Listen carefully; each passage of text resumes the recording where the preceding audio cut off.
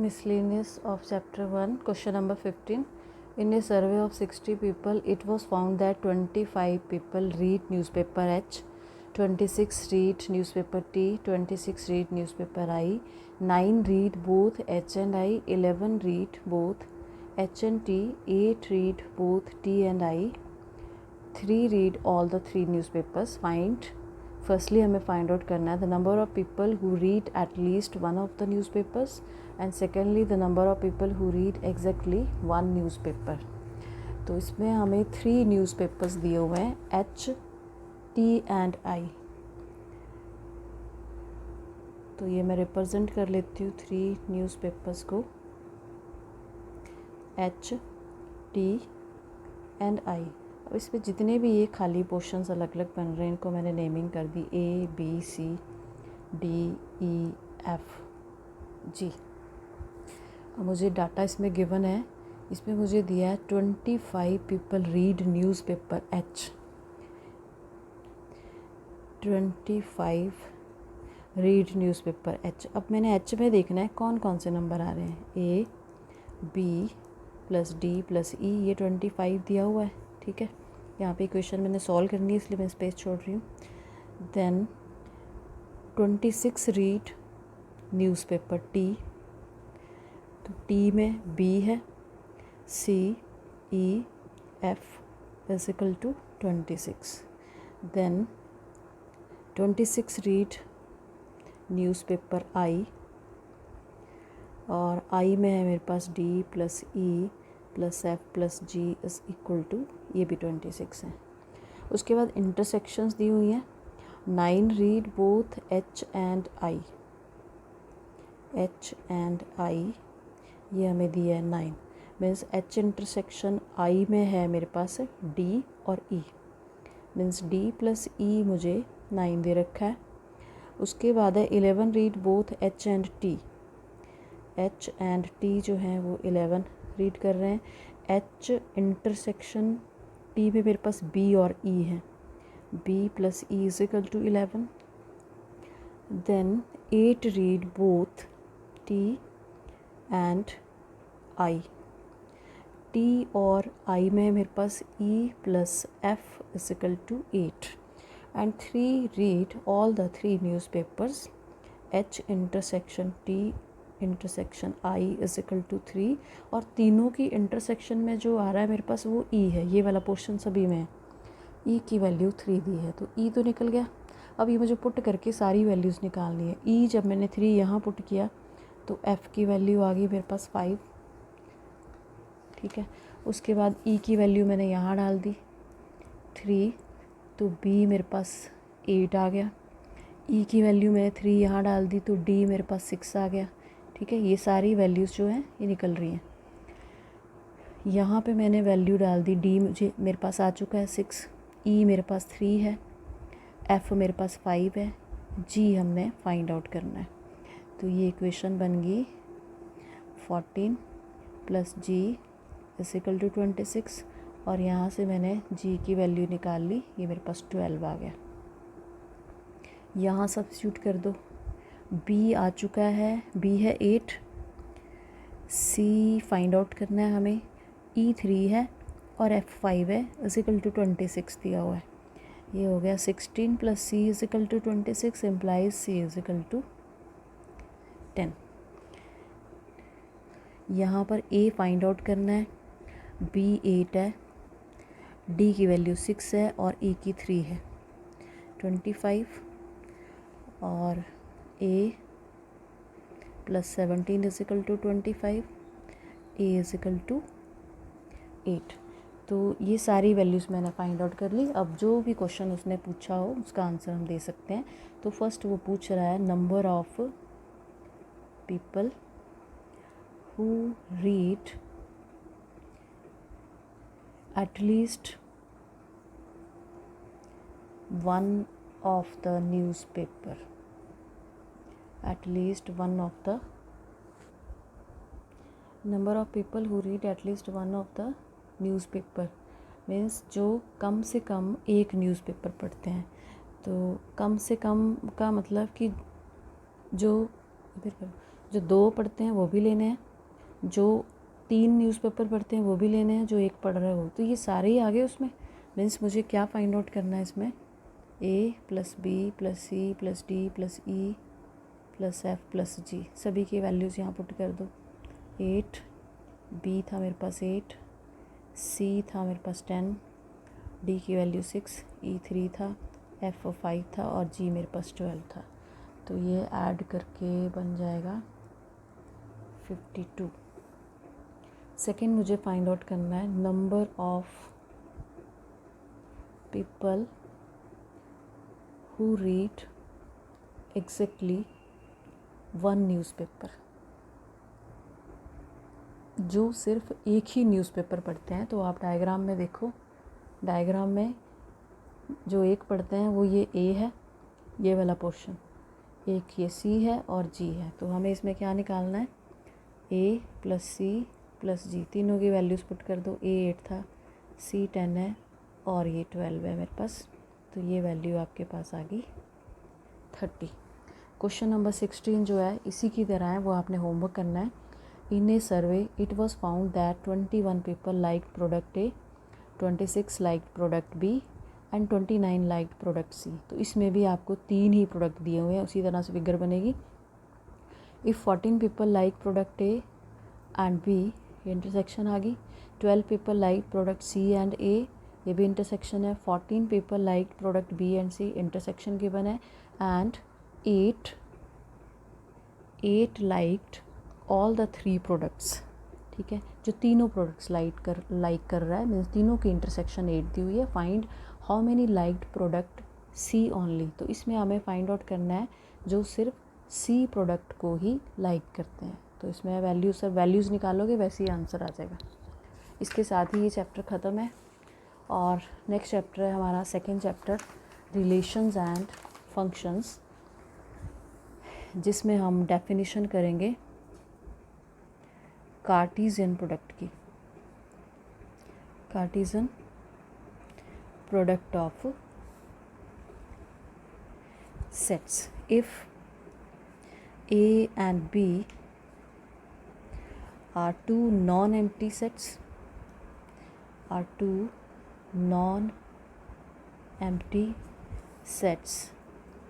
खाली नहीं होने चाहिए दोनों sets, two non empty sets, then the set of all ordered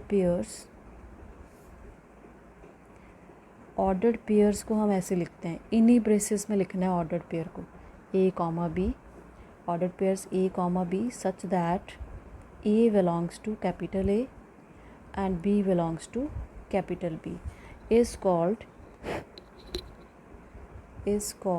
the Cartesian product,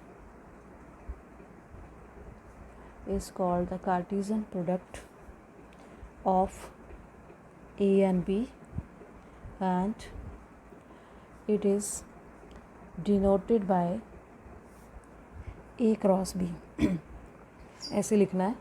तो मैथमेटिकल अगर मैं देखूँ इसको, तो ये जो सारा कुछ हमने लिखा है मैथमेटिकली हम इसे ऐसे लिखेंगे, A cross B is the set of all those ordered pairs, ये आगे ordered pair such that A belongs to A, means जो फर्स्ट एलिमेंट है वो फर्स्ट सेट से आना चाहिए, बहुत इंपॉर्टेंट है इसमें, फर्स्ट एलिमेंट फर्स्ट सेट से आना चाहिए, एंड जो सेकेंड एलिमेंट है वो सेकेंड सेट से आना चाहिए। मान लो अगर आपको अब B क्रॉस A लिखना है, तो B क्रॉस A क्या होगा, B comma A type element होंगे, इस तरह के ऑर्डर्ड पेयर उसमें प्रेजेंट होंगे, where A belongs to A and B belongs to B, ठीक है। B यहाँ से आ रहा है और A यहाँ से आ रहा है, इसको नहीं चेंज करना, ये तो आप चाहे इसको आगे लिखो चाहे पीछे लिखो, ये तो हमने बताना ही है ना कि A सेट से कौन सा एलिमेंट आ रहा है और B सेट से। ये ध्यान रखना है कि एक तो इसमें ऑर्डर्ड पेयर प्रेजेंट होते हैं, जितने यहाँ पे सेट होंगे ये वैसा ही बन जाएगा। अगर 3 यहाँ पे सेट आ गए तो यहाँ पे एक और एलिमेंट आ जाएगा, और आप देख रहे हो ये दोनों इक्वल नहीं होंगे। तो ये कुछ पॉइंट्स इसमें नोट करने हैं आपने कि A cross B is not equal to B cross A, ये कभी भी इक्वल नहीं होंगे। इक्वल तभी हो सकते हैं जब दोनों सेट्स में सेम ही एलिमेंट होंगे। सेकंड है if A is equal to 5 और B इक्वल टू 5, मीन्स दोनों में से एक भी सेट एम्प्टी है तो उनका कार्टेशियन प्रोडक्ट भी एम्प्टी होगा। थर्ड पॉइंट है if A is non empty and B is also non empty, अगर दोनों नॉन एम्प्टी हैं तो ए क्रॉस बी भी नॉन एम्प्टी होगा। फोर्थ रिजल्ट है if A and B are finite sets, A and B are finite sets, then कि ये set अब पढ़ चुके हो आप फर्स्ट चैप्टर में कि फाइनाइट सेट्स क्या होते हैं। Then number of elements in A cross B is equal to number of elements in A into number of elements in B, कि अगर ये दोनों आपके फाइनाइट सेट हैं, मान लो इसमें 2 एलिमेंट्स हैं, इसमें 3, ठीक है, फाइनाइट सेट हो गए दोनों, तो कार्टेशियन प्रोडक्ट में कितने एलिमेंट्स होंगे, इन दोनों के नंबर ऑफ एलिमेंट्स को आप मल्टीप्लाई कर दो, इसमें 6 एलिमेंट्स आ जाएंगे, ये इसका मीनिंग है। फिफ्थ है if A is equal to B, अगर ए और बी इक्वल हैं दोनों, then A cross B is expressed as A square, तब हम इसको ए स्क्वायर लिख सकते हैं। उसके बाद इन जनरल प्रॉपर्टी क्या है इसकी, जिसमें बहुत सारे सेट होंगे। इन जनरल अगर आपके पास सेट्स हैं A1 A2 A3 up to so on AN, ठीक है, ये आपके पास n सेट्स, तो जितने सेट्स हैं वैसे ही एलिमेंट्स होंगे, A1 A2 up to so on AN is called, इसको हम बोलेंगे n टुपल टाइप एलिमेंट, ठीक है। जो हमने पहले पढ़ा वो 2 टुपल टाइप था, 3 हो गए तो वो 3 ट्रिपलेट हो जाएगा, ठीक है। तो n एलिमेंट्स हैं तो ये n टुपल वहाँ पे एग्जिस्ट करेगा, और हम इसे मैथमेटिकल कैसे लिखेंगे, इसका Cartesian product A1 cross A2 cross A3 up to so on cross AN is the set of all those ordered pair में n एलिमेंट्स होंगे A1 A2 A3 up to so on AN such that AI belongs to AI, 1 is less than equal to I is less than equal to n। इसका meaning है कि I की value अगर 1 रखोगे तो A1 जो है ये इससे आ रहा है, जब I की वैल्यू 2 हो जाएगी तो A2 सेकेंड एलिमेंट्स, A3 यहाँ से आएगा, AN यहाँ से आएगा, ठीक है। वही 2 सेट वाली प्रॉपर्टी है जो हमने nth में लिखी है। तो अब एक्सरसाइज है हमारे पास 2.1।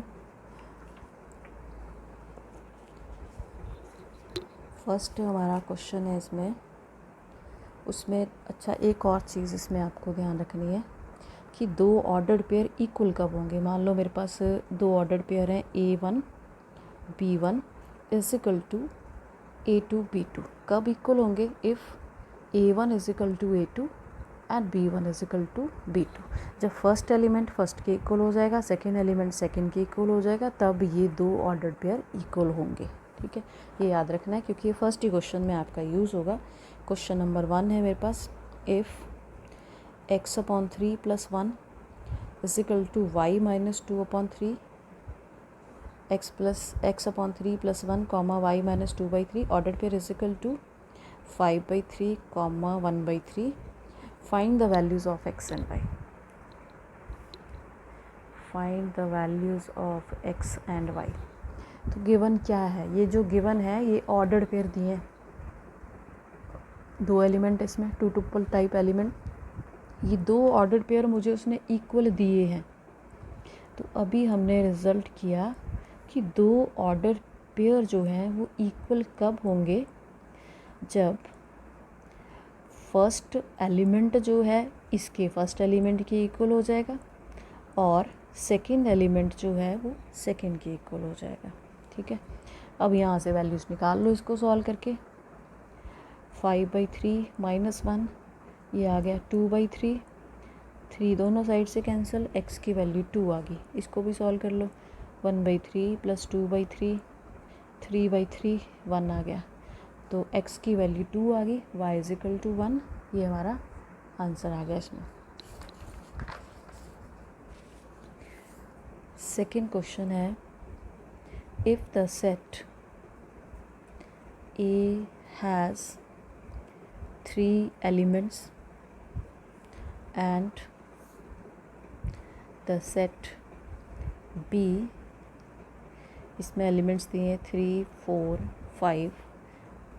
Then find the number of elements in A cross B. इसमें 3 एलिमेंट्स हैं, B में भी 3 ही एलिमेंट्स हैं, 1, 2, 3. और अभी हमने पीछे रिज़ल्ट पढ़ा था कि अगर A और B दोनों फाइनाइट सेट हैं तो कार्टीजन प्रोडक्ट में कितने एलिमेंट्स होंगे जितने इसके प्रोडक्ट में हैं. मीन्स 3 इंटू 3 9 एलिमेंट्स इसमें आएंगे. तो number of elements in A 3 है, number of elements in B भी मेरे पास 3 है. मुझे फाइंड आउट क्या करना है, मुझे फाइंड आउट करना है number of elements in A cross B. तो यहाँ पे हम रिज़ल्ट वो यूज़ कर सकते हैं, number of elements in A into number of elements in B. 3 into 3 is equal to 9 elements आ गए हमारे पास. That's all. बाकी हम कल करेंगे.